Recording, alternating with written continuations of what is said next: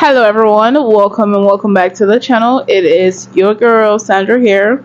That sounded weird, but anyways, it's Sandra here and I'm back again with another video, and today we're going to get into Whoopi Goldberg, which we have gotten into quite a while, and Bill Maher trashes woke culture in front of Whoopi Goldberg.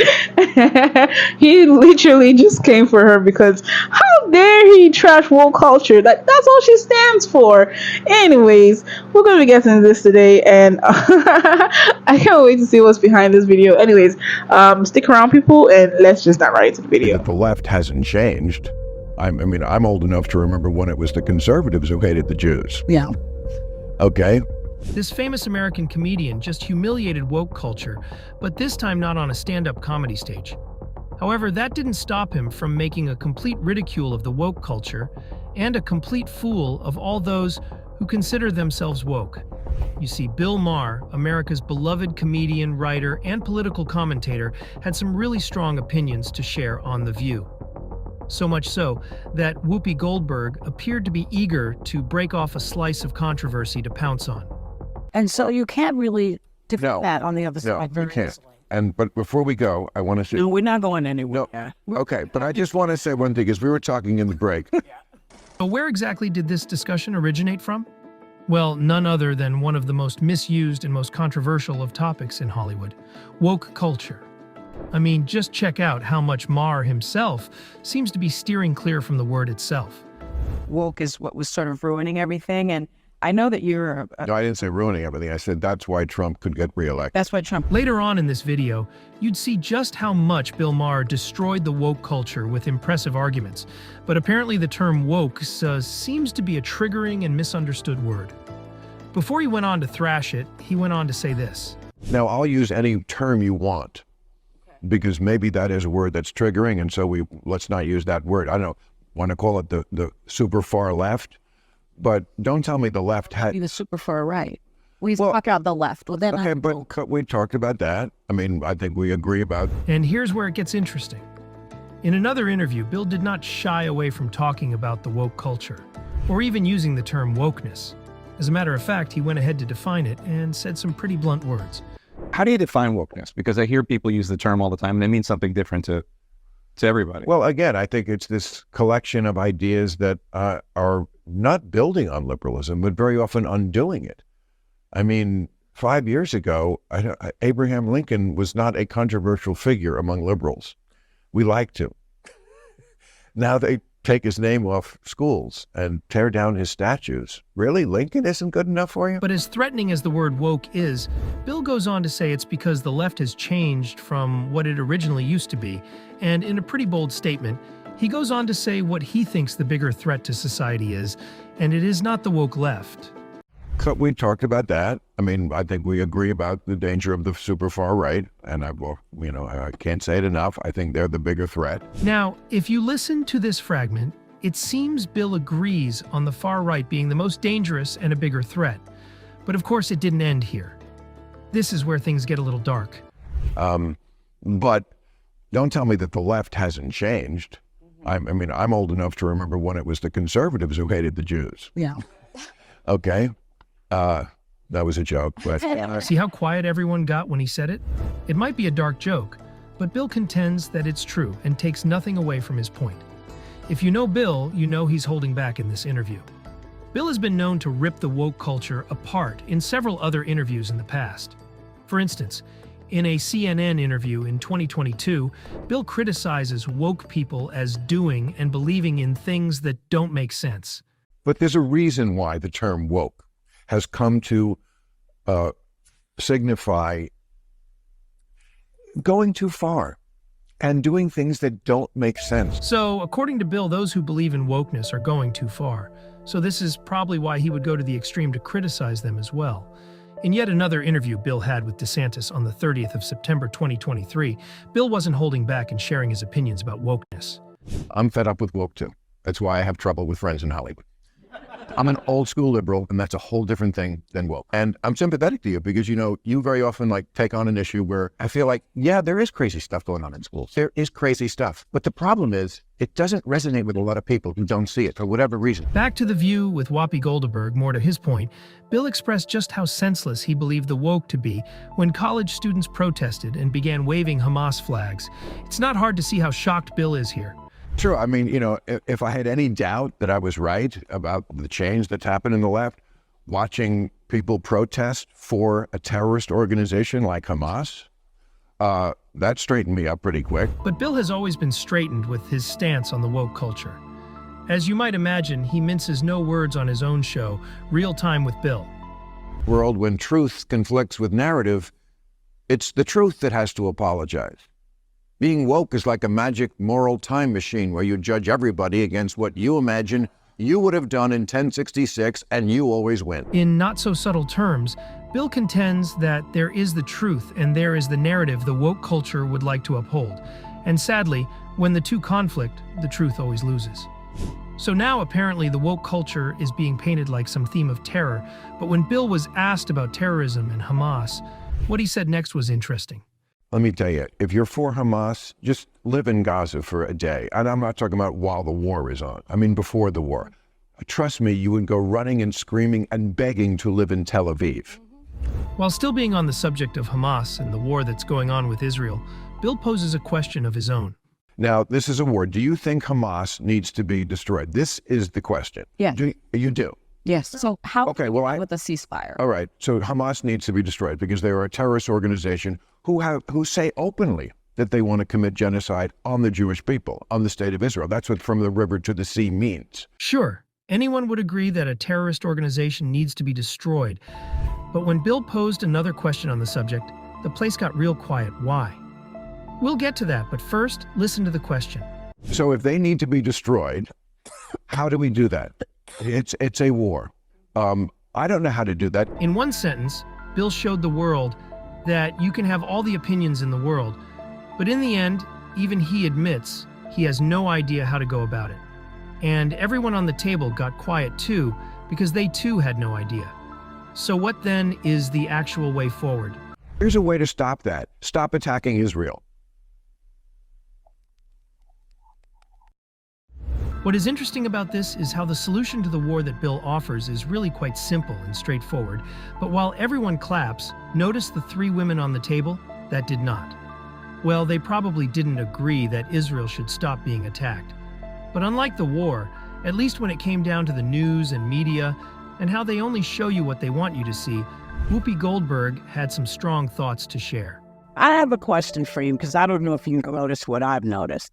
But I find that oftentimes when I'm watching the news, I'm only getting portions because one of the things that happens, I was listening to you talk about, the kids that had the Hamas flags.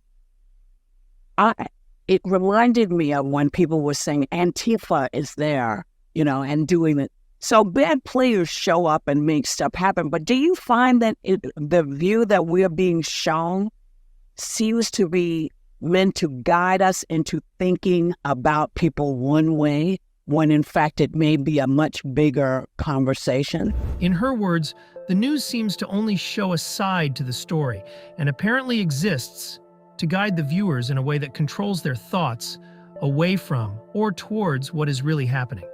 And finally, Bill and WHOOPI seem to agree on this. According to them, what the news shows is a problem, and Bill agreed completely.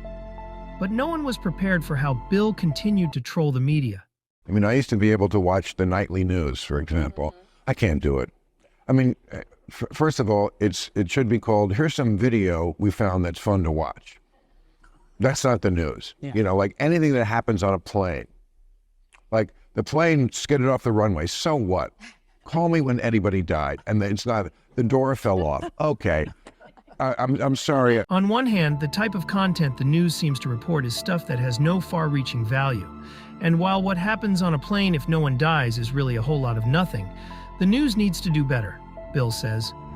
Oh, but if you think he is done yet, think again. It's just nothing. Yeah. And it's narrative over truth. I mean, it's not like when I hear people talk on either side of it, I always think they're lying. They're just telling me half of it. Yeah. Narrative over truth. Pretty bold words there. And because of this, Bill says it affects how he interacts with people who watch the news. For some reason, it is hard to believe them and take their word for it. Well, in just a few minutes, the woke culture and even the media have received a huge telling off. But Bill himself was not exempted. His telling off appeared subtle, but it was ever present. See, I think we're tribal now, which is not good. And I think there's 4 tribes. Basically, there's old school liberals, which I would mostly count myself as, old school conservatives. There's still some of those left. Changed, though. Has Bill Maher really changed from being an old school liberal as he claims? For years, he has held up this identity. But on this show, a subtle reminder that he is not who he says he is slips into the conversation. How does Bill respond? We'll get to that. But Bill first starts by talking about homelessness and how liberals respond to them versus the woke. The liberal view of that was, for compassion's sake, we're the liberals, for compassion, let's get these people off the street. That's not the view of the, whatever word we're going to come up with for this. Their view of the homeless is they're an endangered species that needs to be protected in their natural habitat, living their best life under a bridge, you know. That puts things a bit in perspective on how liberals and the woke approach social issues. So back to the question of whether or not Bill changed, his answer could not have been more clear.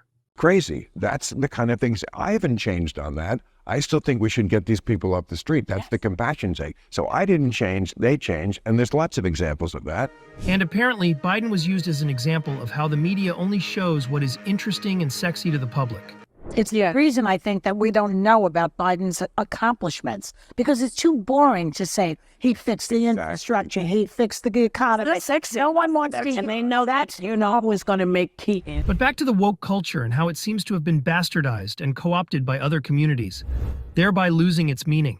Because I think you're quite brilliant that woke is a word used by the Black community to note that we must be aware of social injustices. But words migrate. Why is that a bad thing? It's not a bad thing, and originally that was absolutely a great thing. Alert to injustice, who's not fat.